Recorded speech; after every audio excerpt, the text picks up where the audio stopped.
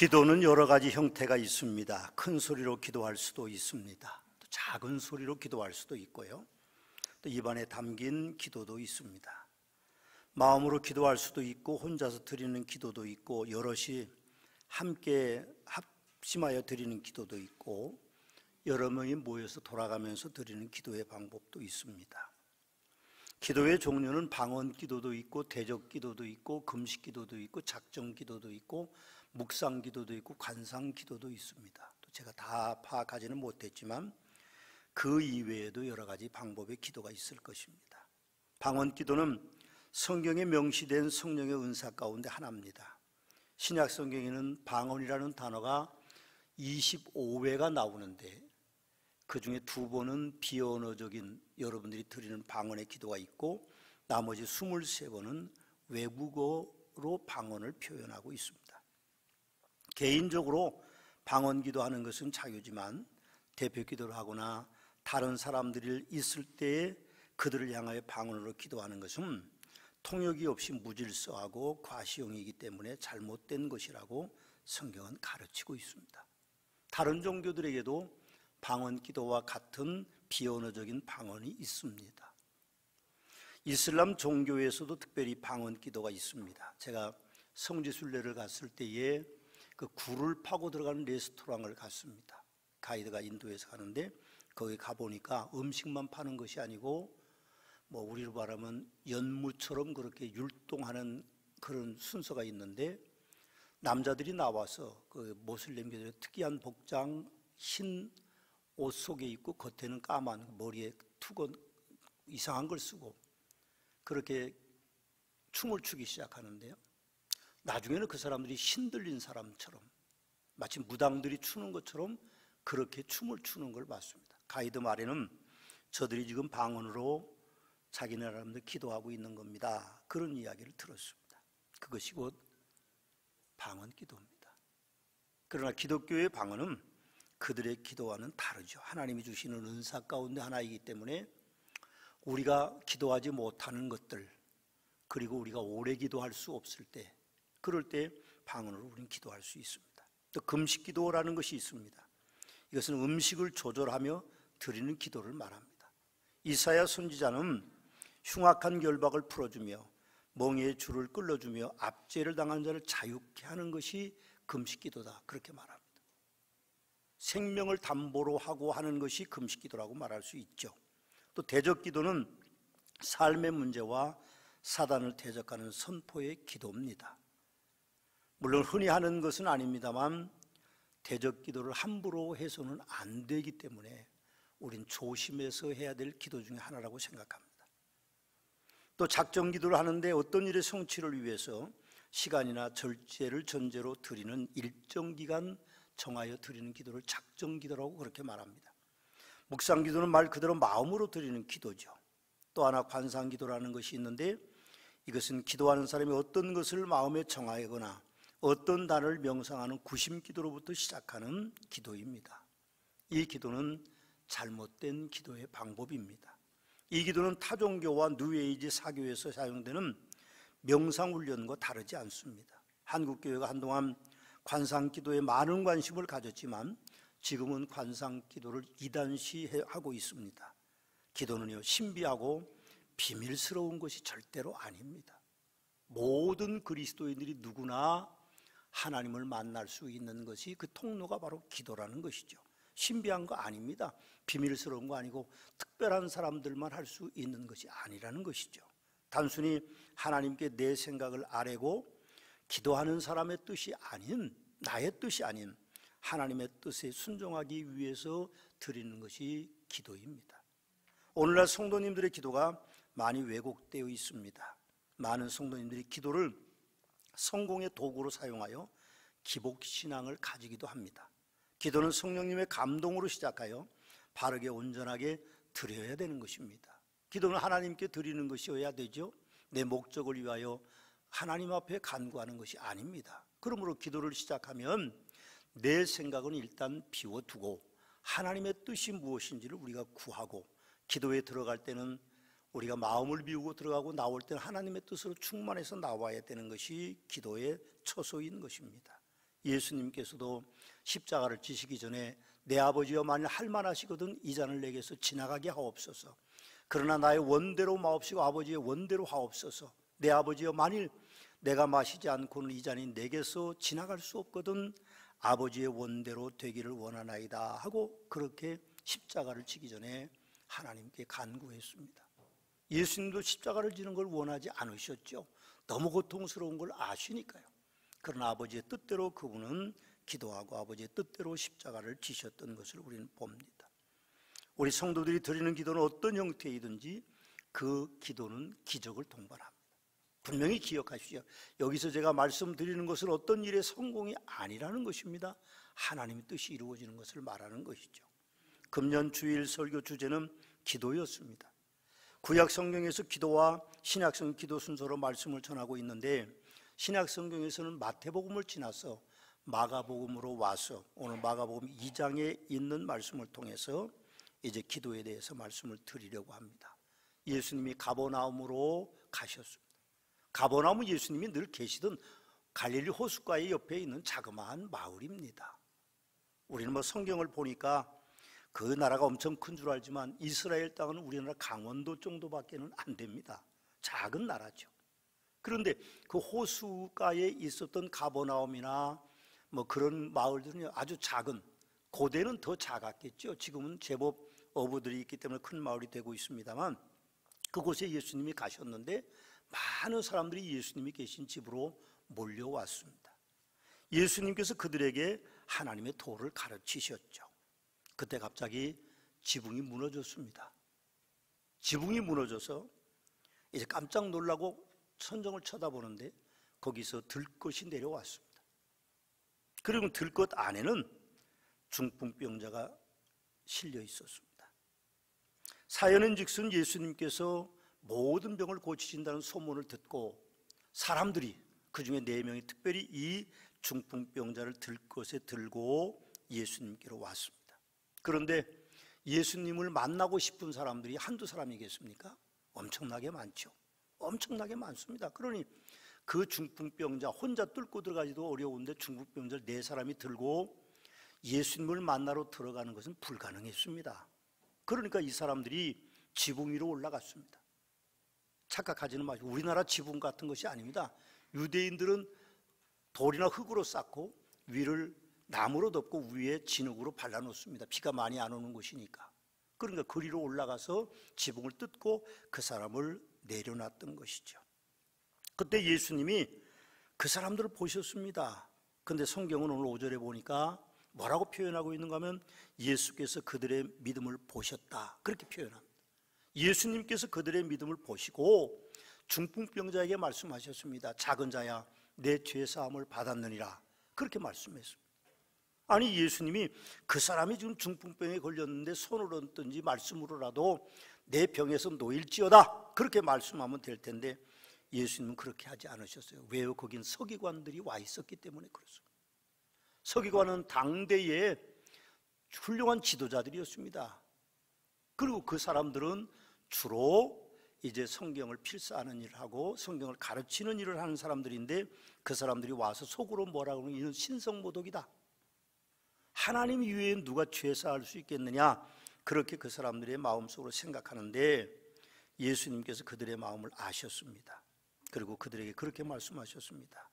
중풍병자에게 내가 내 죄 사함을 받았느니라 하는 말과 일어나 내 상을 가지고 걸어가라 하는 말 중에 어느 것이 쉽겠느냐 그렇게 말씀하시면서 예수님이 인자가 땅에서 죄를 사는 권세가 있는 줄을 너희로 알게 하노라 그렇게 말씀하시면서 중풍병자에게 내가 내게 이르노니 일어나 내 상을 가지고 집으로 가라 그렇게 말씀하셨어요.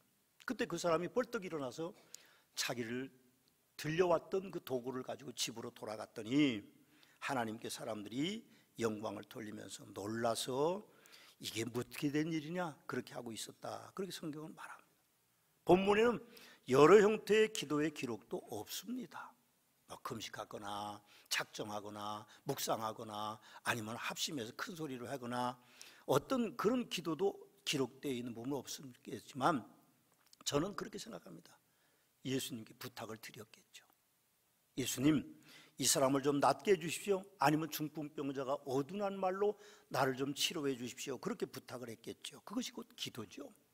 예수님을 만나서 직접 대면한다고 하면 얼마나 좋겠습니까?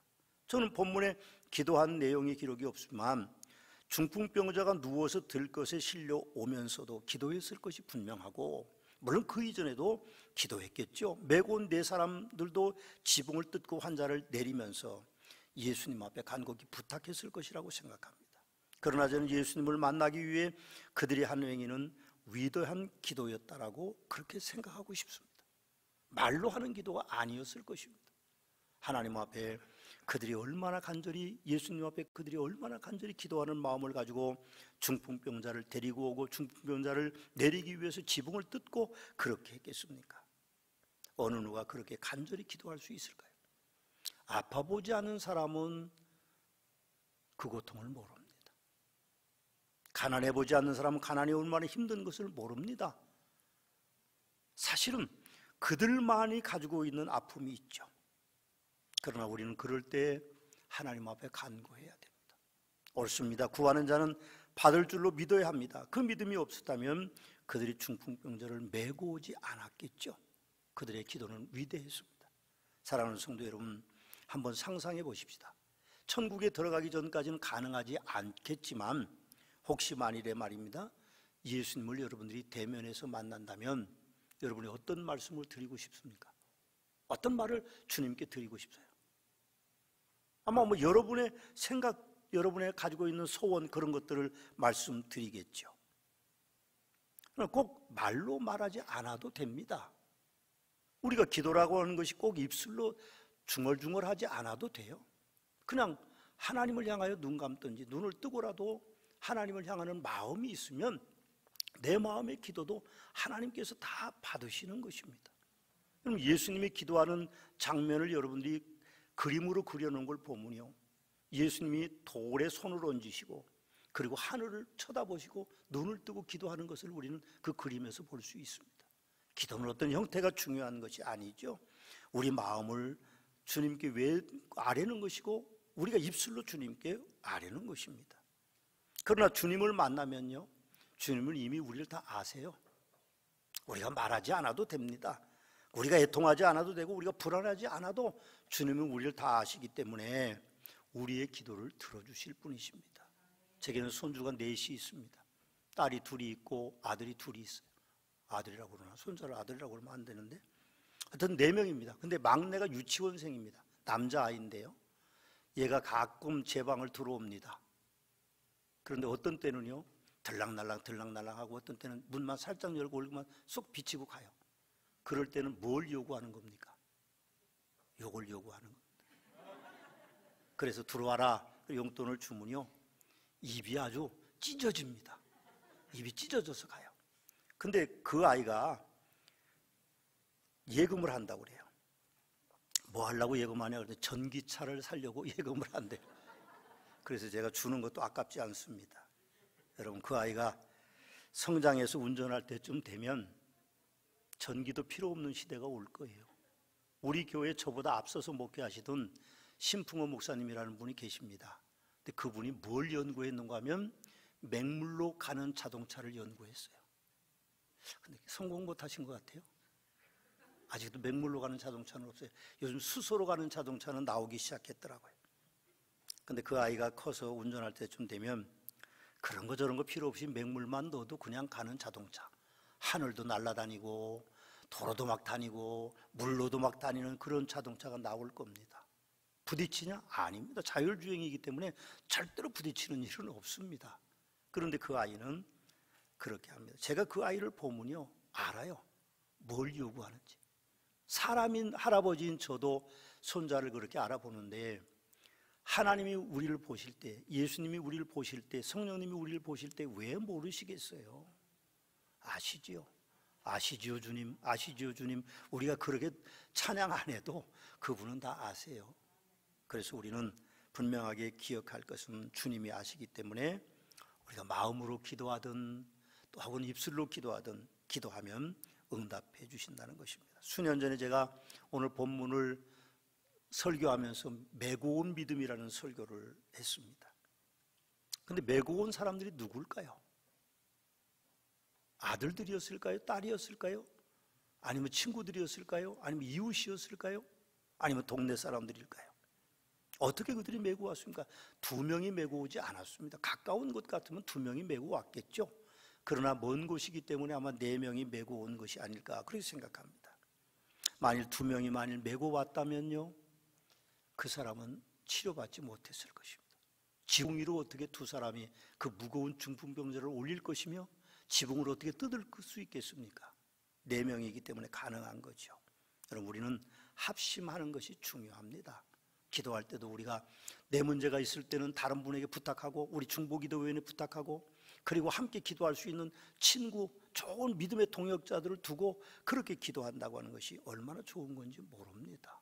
주님은 찾으라, 구하라, 찾으라, 두드리라고 말씀하고 계십니다. 기도는 건너뛸 수가 없는 겁니다. 계단을 올라가든 계단을 내려가든 그렇게 우리가 내려가는 것이 기도의 하나의 방법이라고 우리가 볼 수 있습니다. 분명한 것은 기도하면 기적이 일어나는 것입니다. 기도하면 기적이 일어나죠. 메고 온 중풍병자에 이르는 기도의 기적은요 5가지입니다. 첫째는 연합하는 기적이 일어납니다. 3절에 보니까 사람들이 한 중풍병자를 4사람에게 메워가지고 예수께로 올세 그랬습니다. 사람들이 그런 표현이 있고 거기에 직접 들고 온 4사람의 이제 그 모습들이 거론되고 있습니다. 누가 중풍병자를 메고 가자고 했을까요? 요즘처럼 들것의 기구가 좋은 시대도 아니고 도로가 좋지도 않았을 것이고 자동차가 있는 것도 아니고, 그래서 4사람이 어떻게 같은 생각을 하고 사람들이 어떻게 같은 생각을 했을까요? 저는 중풍병자가 치유된 것도 기적이지만 4사람이 함께한 것도 그 못지않은 기적이라고 생각합니다. 여러분, 38년 된 중풍병자가 베데스다 연못가에서 누워 있었습니다. 그런데 천사가 가끔 내려와서 그 물을 통하면 제일 먼저 그 베데스다 못에 들어가는 사람은 치료를 받습니다. 그런데 38년 동안 중풍병자로 누워있는 사람은 천사가 물을 통해도 들어갈 수가 없습니다. 재빨리 다른 사람이 들어가니까요. 예수님 베데스다 연못가로 가셔서 그 사람이 병이 오래인 줄로 아시고 그 사람에게 말했습니다. 그랬더니 그 사람이 나를 넣어주는 사람이 없습니다. 그렇게 예수님께 하소연해요. 예수님이 누군지 그 사람은 모릅니다. 그런데 예수님은 그 사람을 치유해 주셨습니다. 여러분, 서문화교회가 지금까지 그리 오도록 하신 것은 저의 능력이 아닙니다. 어떤 분들은 목사가 능력이 있다면 저는 능력 없습니다. 오직 주님이 하시는 일이시죠. 지금도 저는 그렇게 믿습니다. 내가 하는 것이 아니라 주님이 하는 거라고 믿습니다. 그것이 하나님의 보존의 은혜였기 때문에 오늘날 온 것입니다. 2번째로는요, 기도는 긍정의 기적이 일어납니다. 여러분, 오늘 2절에 4절 말씀해 보면 많은 사람들이 모여 문 앞에 들었을 자리가 없게 됐는데 예수께서 그들에게 말씀하셨는데 사람들이 한 중풍병 사람 메워가지고 지붕 위로 올라가서 지붕을 뜯어내고 중풍병자를 달아내립니다. 물론 가버나움이라는 동네가 작으니까 그 집이 뭐 다 친척이고 형제고 뭐 그럴 수도 있겠지만 그게 쉬운 일은 아닙니다. 남의 집 지붕을 뜯는 것이 쉽겠습니까? 쉬운 게 아니죠.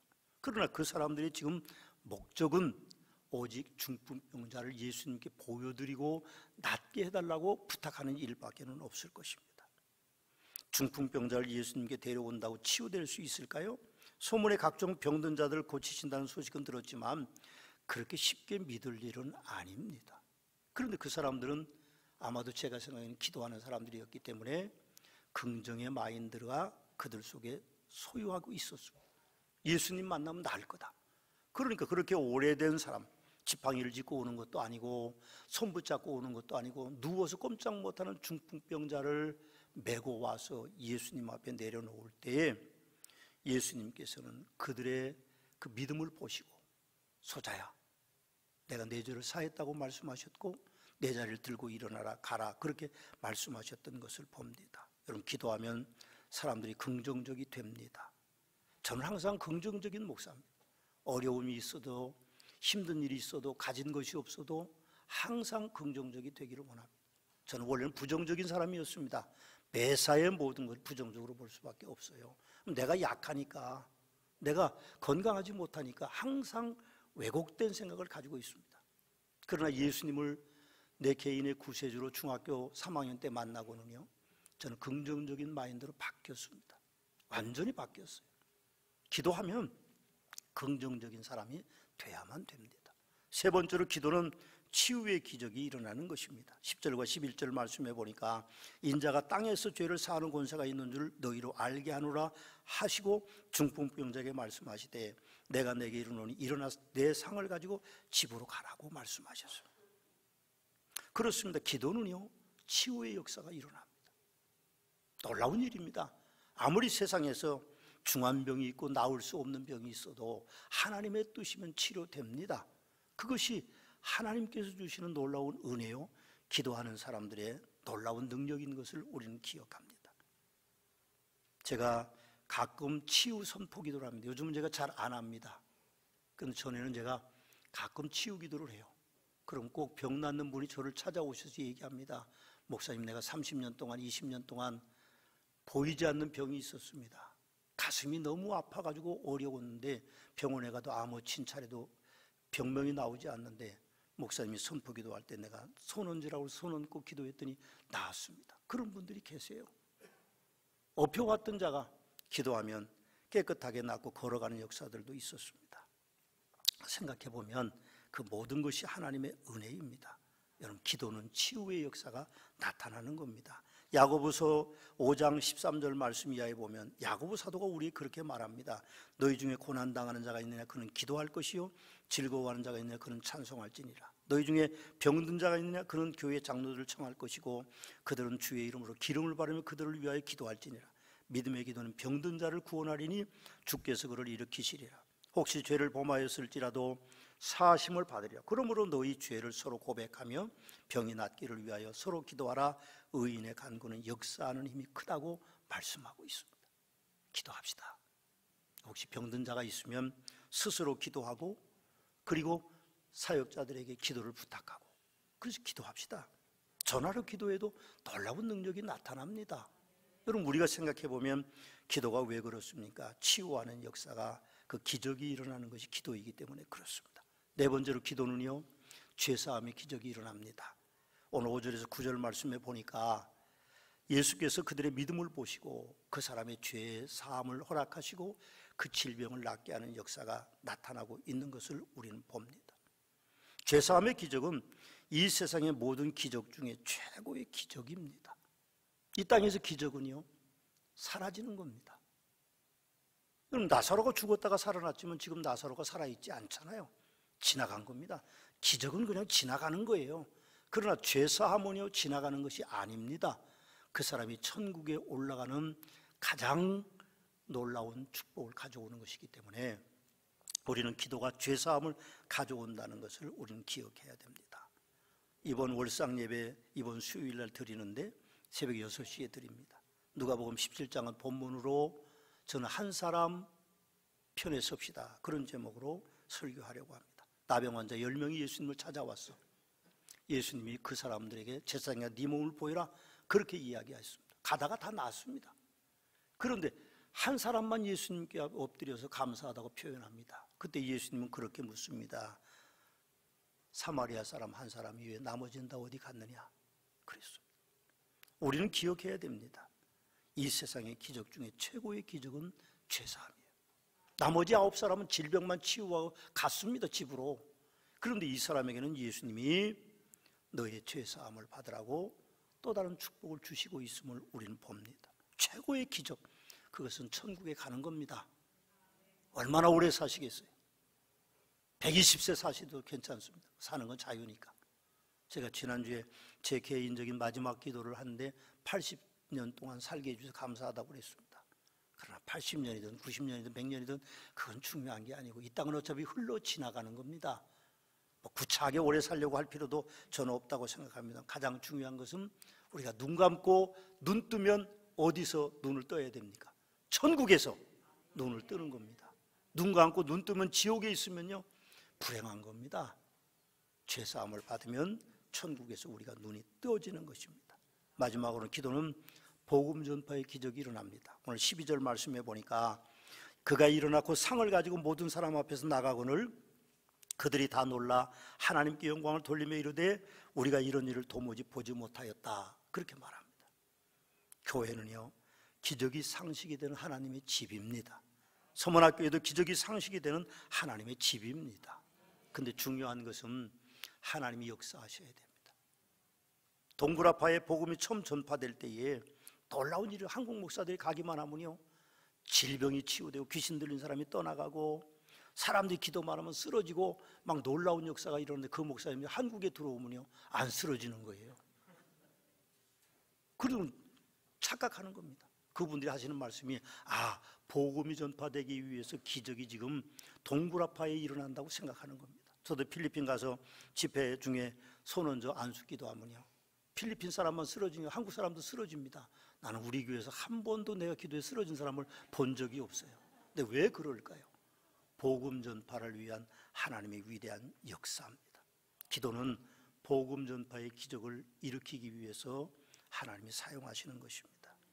기도는 상식이 돼야 됩니다. 그래서 기적이 나타나야 되죠. 여러분 모두가 기도하셔서 하나님의 놀라운 기적을 체험하고 사시는 복된 서문학교의 성도들이 되시기를 주님의 이름으로 축원합니다.